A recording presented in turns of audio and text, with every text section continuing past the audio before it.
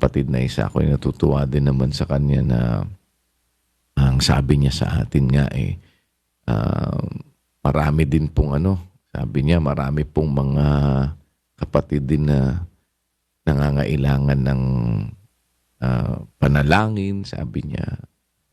Naisip niya nga daw yung mga nakikita niyang mga kapatid natin din na merong mga karamdaman, minsan nasasabi niya na dumadaing siya para sa kanya pero mas unahin na yung mga kapatid natin na alam niyang mas mahirap din ang pinagdaraanan sa kanya. Bagaman at nakakaramdam din siya ng hirap at sakit sa lupang katawan.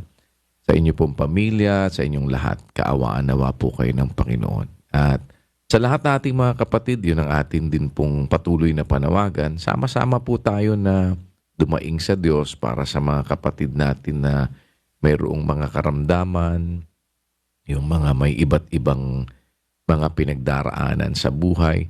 Yun nga yung ating laman din ng ating awit na isa, no?